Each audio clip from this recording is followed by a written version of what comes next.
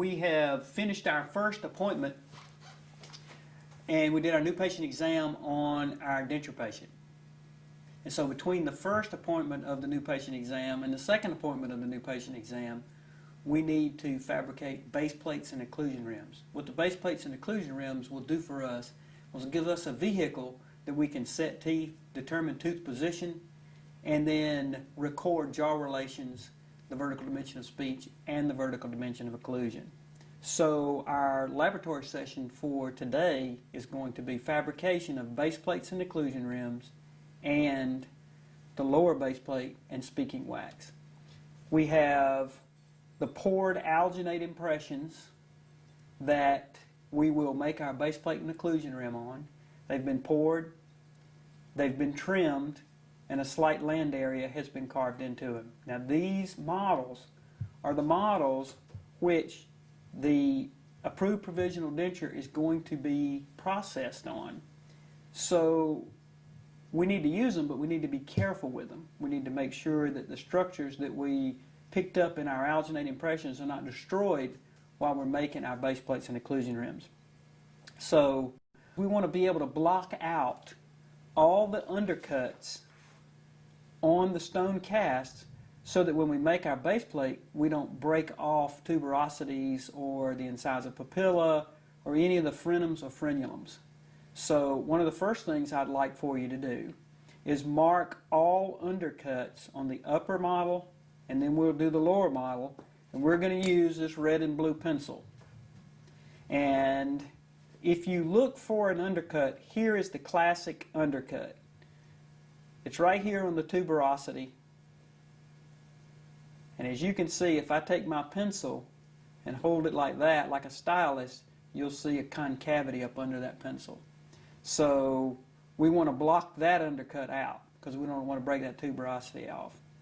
The other thing that we're going to want to do is look out here on the side. There's a little undercut right there. If you have an undercut on the lateral aspect of the tuberosities, you'll get the Triad material hung in there and it'll act like ice tongs and you won't be able to get your base on and off. You'll scar up the model a little bit doing that too. Put my glasses on right quick. So another undercut we want to block out is the lateral aspect there. I like to block out the posterior part of the maxillary tuberosity. And then as we come forward, we want to block out the rugae. Some of the rugae are pretty big, and so if we mark the big ones first, the little ones will probably not need to be blocked out much. We also want to block out the incisal papilla all the way around. That's a structure we really need, so I'll almost over block that out.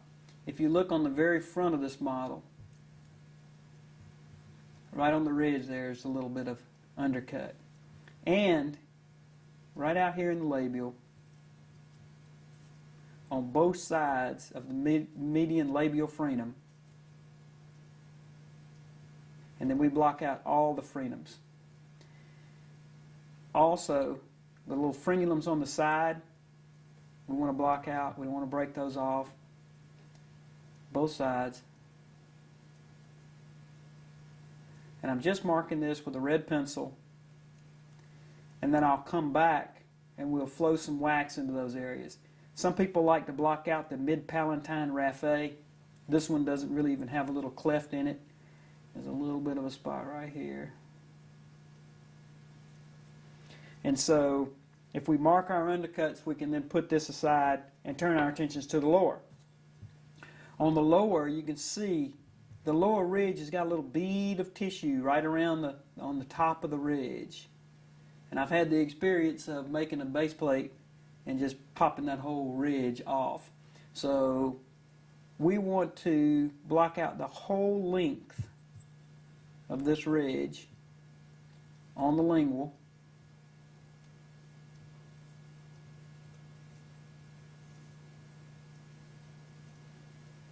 We'll flow wax into that area. And if you recall in looking at Mr. Bothy's base plate, we don't want to fill the retromylohyoid fossa with a bunch of Triad, because typically there's a deep undercut in the retromylohyoid fossa, and we don't want that transfer base to go in and out of there, or the floor of the mouth to lift it up, because you know we have an overextended alginate impression, and so we really don't even want to go too far up the retromolar pad. On this model, we don't really see anything on the buccal that needs to be blocked out. Everything was on the lingual, so we're good to go there. Now, if we flip our pencil over, if I go out into the depth of the vestibule and I mark a blue pencil line into the very deepest part of the vestibule, connect it with this undercut here, and then drop into the lingual, I'm in essence marking where I want my transfer base to stop. So my blue line is where I'm going to cut back to, my red line is where my blockout is going to be. On the upper, if I mark with my blue pencil where I'm going to cut back to, I'm going to come really high up over the frenums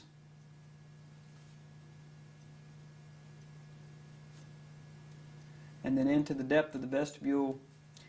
Then if you look at this model, you'll see two little depressions right there. Those are the fovea palantini. And so I want to go from the hamular notch back in the back, straight over to the fovea, and then come across there. So that's going to be the extent of where my triad's going to go. Let's do our block out into the red pencil mark first. I'm going to fire up a Bunsen burner. And what we've got is these little cans that have got melted base plate wax in them. Like to use these because it keeps things nice and neat. Then I'm going to use a number 7 wax spatula, and I'm going to get it good and hot. And what I've noticed is, over the years as I've taught this technique to lab assistants and dentists, they don't get their instrument hot enough. You really want this wax to flow. So I'm going to go into my wax, and right where my red marks are, I'm just going to flow a thin layer of wax in there. You don't need a ton of wax. And as you can see, my wax will run out of my little prescribed areas, and that's not a problem. It's going to fill from the bottom of that depression up.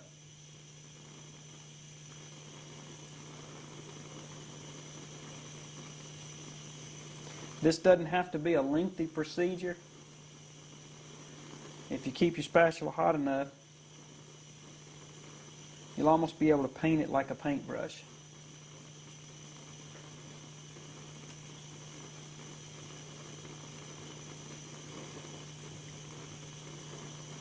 As was stated earlier, you can't go through life with a cold spatula. You gotta eventually heat up some wax.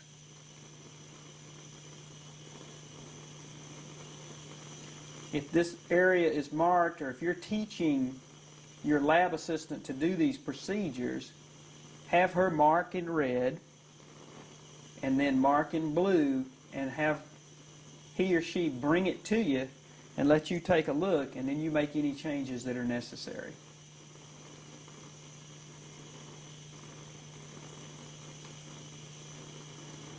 Blocking out the rugae a little bit.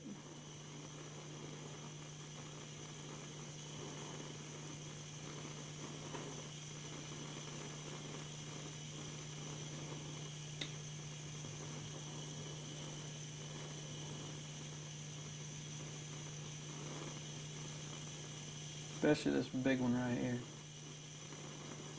Dennis, you picking that up? Mm-hmm. Good.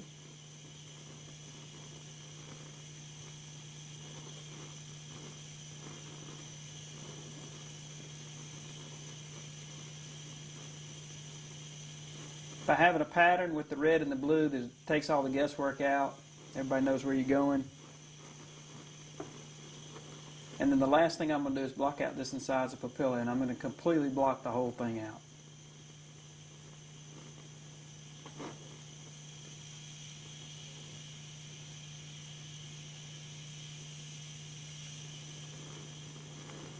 I really don't want that broken off. Okay, so you can see the areas that we marked in red have now been filled with a little bit of base plate wax. We'll put that aside, and then we'll quickly do the lower. Same thing.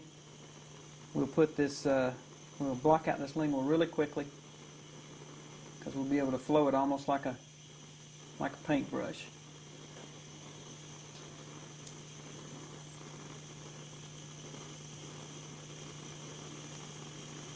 The wax almost seeks the undercuts when you get it the right temperature.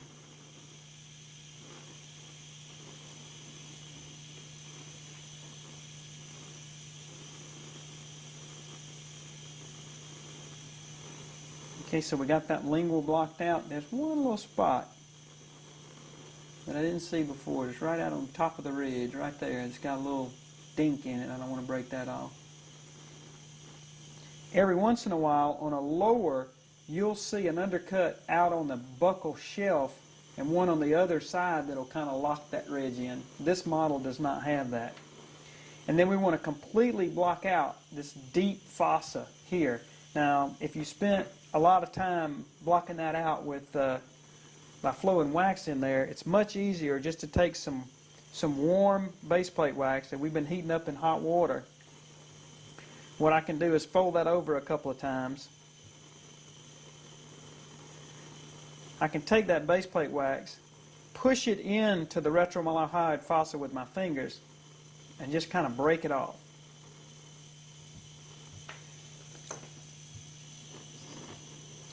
You want to heat that water just a little bit more for me, please? You know what you could use is the pressure pot if it's up there.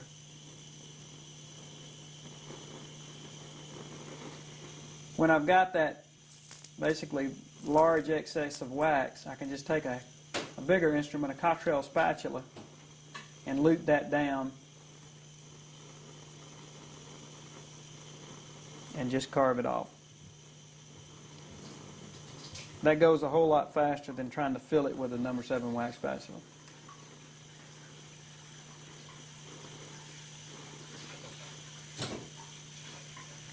If you don't block this little area out, you run the risk of breaking the whole heel off the model when you're making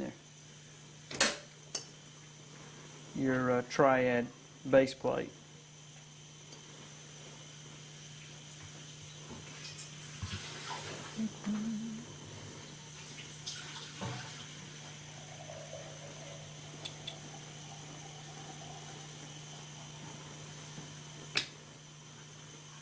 Thank you. I'll just carve up a little excess. We'll catch that other side and do the same thing. And what we've got to do now is lubricate our models with something so that the Triad will come loose. Interestingly enough, we're going to use model releasing agent from the Triad company. It looks a lot like Vaseline or white petroleum jelly, but since the company says that this is what we should use, this is what we're going to use. We use a little horsehair brush. You can use a cotton tip applicator, something like that. But you want to put it on fairly liberally.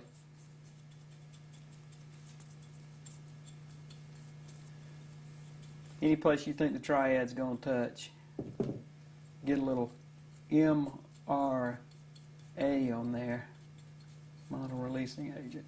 Then we'll do the upper. So we got our models all lubricated, and as you can see, this goes pretty quickly. And we use the pink light fibered, which is going to look like fibered pink acrylic. You don't really need to use the clear. You can, and you don't need to use the tray material. The tray material is very, very thick. Thank you.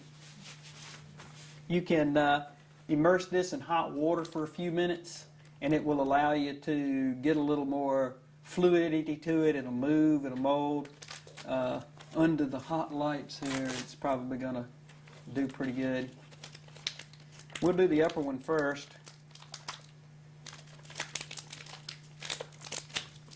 I think Triad's a wonderful material.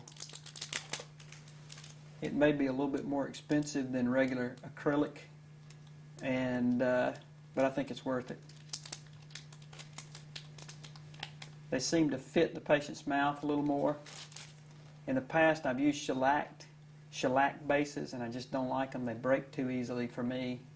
And what I'll do is I'll get a little bit of that model releasing agent, put it on my fingers, and the first place I'm going to push down is in the middle of the palate. That's going to keep me from creating a tent and a bubble in the palate. If you get a big bubble up under this, there's a real easy way to handle a bubble. You just poke the bubble with like an Explorer or a Bard Parker knife or something and express the air out, and your bubble goes away. I'm just molding it down into the vestibule. People ask me, can you overwork this? Yes, you can get it so thin that by overworking it, but we're going to want it thin in some areas, and we're going to pre-trim this. Part of the reason people use shellac bases is when you're setting teeth, you can just take a hot instrument and dig out the shellac because it's a thermoplastic compound. And with Triad, if you're setting teeth and you run into the Triad, you can't just heat it and dig it out. So what we're going to do is we're going to thin down the front aspect of this so that we can pre-thin it so we're not going to have teeth run into it. With the Triad, since you've already marked in blue where you want to go, you can kind of see it through the Triad. And I'm just going to take the bulk off using the other end of a number 7 wax spatula. The instrument I really like doing this with is an old plastic filling instrument. I would warn you not to use a Bard Parker or something that's really, really sharp, because you run the risk of gouging your models.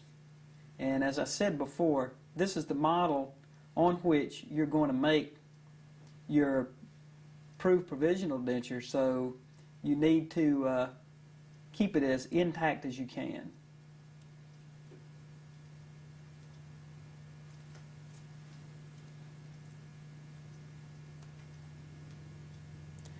The other nice thing about Triad is it's not going to set on you until you put it in the light. So you can kind of work it as much as you want to. I take my fingers and kind of push it into the vestibule. And you notice I got my frenums kind of covered up.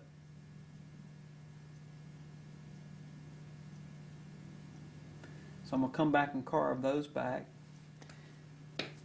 The other end of the number 7 wax spatula, that bowl end, is kind of nice for pushing it back to your blue line. We're also going to trim this when we get it off the model, but the more work you do now, the less trimming you're going to have to do later. So I would encourage you to, while it's in this easy way to trim, notch out these frenums.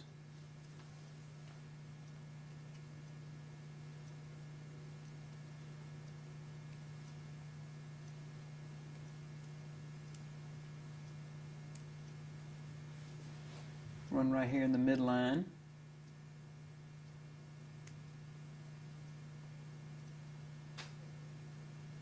When we see the video of using the record base and occlusion rims, one of the first things I do when I put it in a patient's mouth is ask them if it's pinching them anywhere. And sometimes where it'll be pinching is right here on these buccal frenulums. And when they start to speak, those will kick the base plate right down, and you won't have a stable base plate at that point. Just about got her all trimmed up.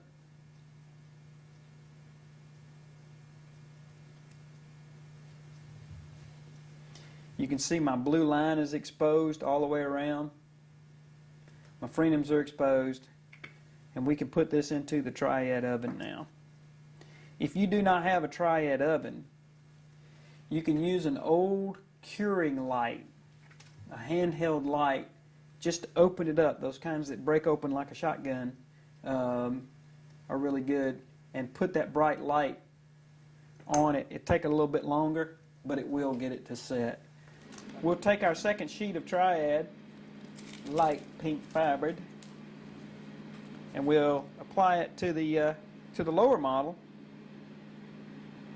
Same thing, we'll work it down into the vestibule, starting there in the tongue space. And if you'll notice, we fill all our tongue spaces with alginate before we pour our impressions. And the reason we do is we get a nice, clean, smooth area in the tongue space to work with. Some people will use a piece of paper towel or something like that. I just think that the alginate gives a much smoother, much cleaner look.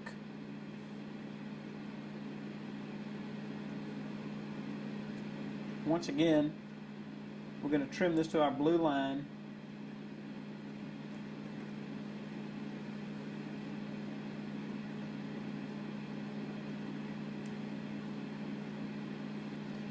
In that area where we blocked out real heavily,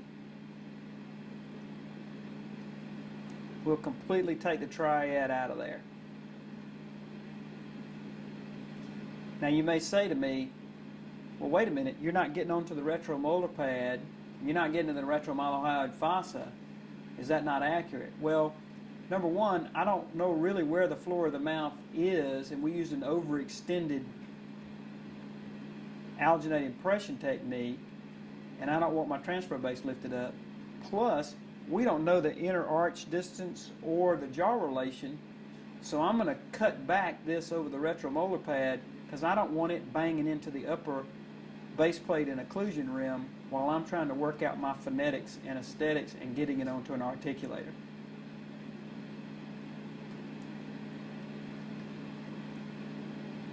Yet, when we process our diagnostic denture, we will cover those areas and they'll still be intact because we protected them.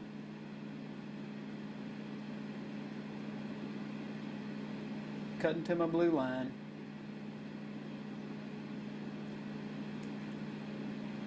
Now on occasion, and this is just a judgment call, in the lower here,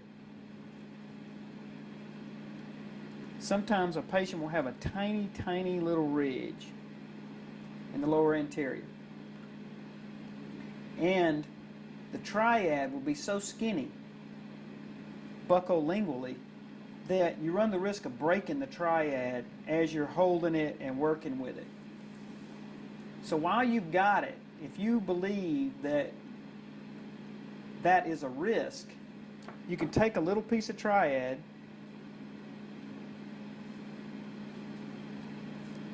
with your spatula, kind of roll it into a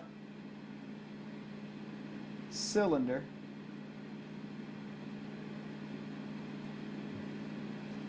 put it right back here behind where you feel like the lower teeth are going to be set, and beef up and strengthen your base plate so that you don't run the risk of fracturing it when you take it on and off the model. Now just as soon as I say that, one of you is going to fracture it taking off the model. Not a problem. Triad is very, very repairable. Just as we did before, I'm going to use that bowl end and I'm going to go sculpt and find my blue line.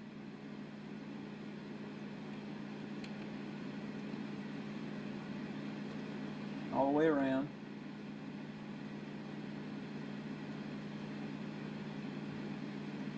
Knowing that if I want to make any changes, I'm still going to grind on this when I get it off the model.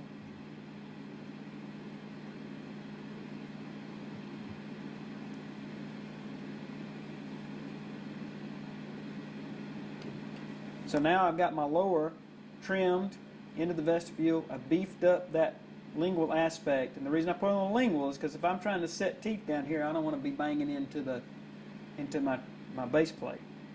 Now all I've got to do is put this into the Triad oven and let it set.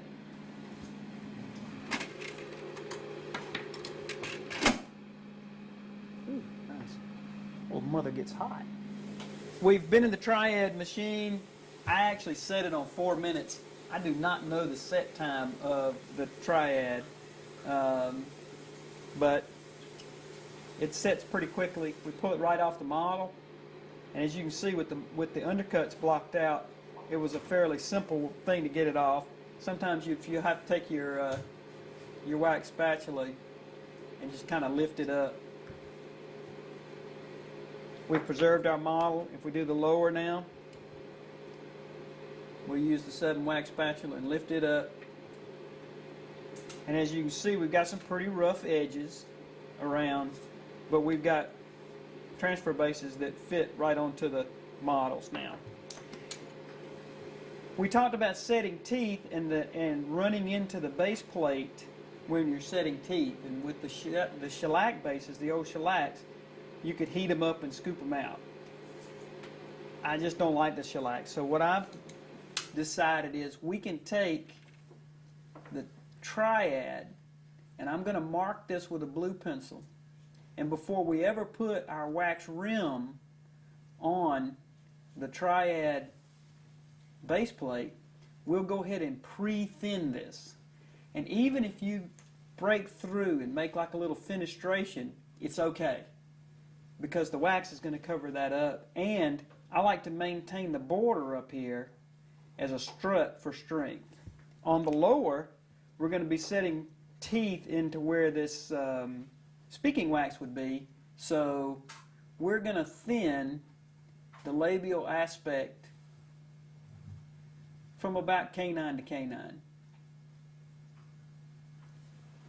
I'm going to use one of these Brasler burrs. It's just a lab burr, but I like this great big one, and it's going to help me. All I'm going to do is just trim this edge down, get all the sharp edges off.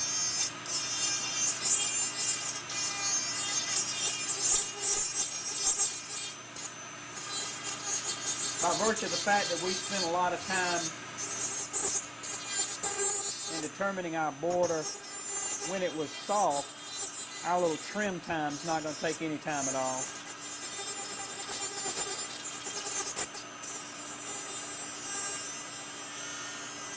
Thank you.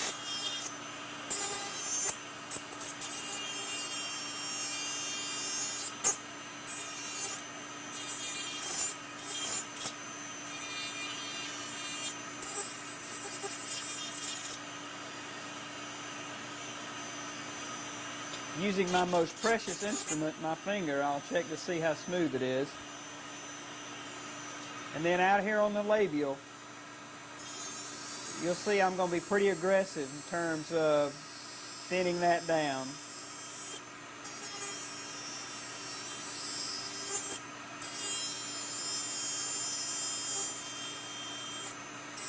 I would encourage you in everything you're doing when you're grinding on acrylic or Triad, create a pattern.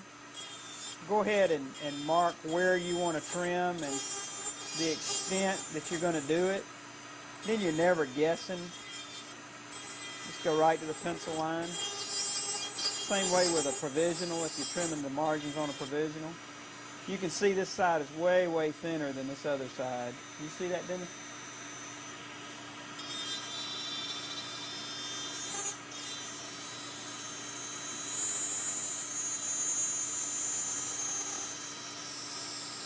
I'd say you want to be able to just about read the paper through it.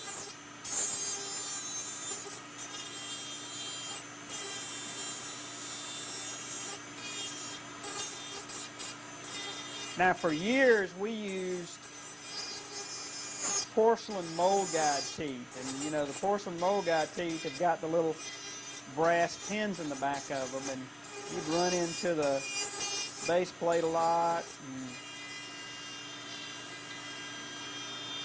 We decided a few years ago to start using plastic mold guides. And so if I started to run into something, I could always trim off the back of my plastic tooth, whereas you couldn't do that with a porcelain tooth. As you can see, we've gone really, really thin. You can almost see my finger through there.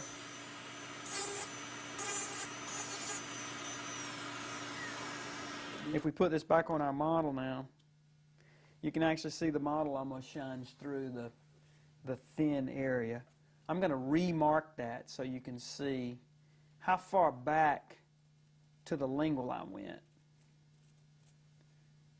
and came out here to the canines. Since we've been doing this pre-thinning, I don't know if we've ever run into the base plate when we're setting some teeth. Combination of that and plastic mold guide teeth will keep you out of trouble. Okay, let's trim the lower. Doing this in steps, doing all the same steps at the same time. Same thing. I'm just going to take the sharp edge off.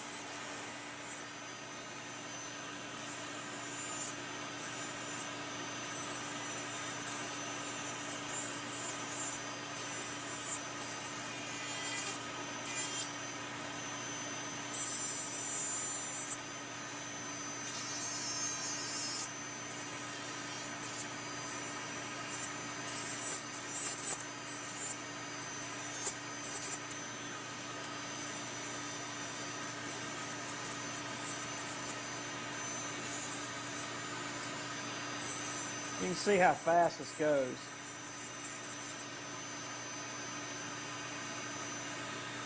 That little added piece that we put on there, I'm going to trim that flat just to get it out of the way. And then the area we want to pre-trim in the anterior is already prescribed by our blue pencil line, so I can be very aggressive.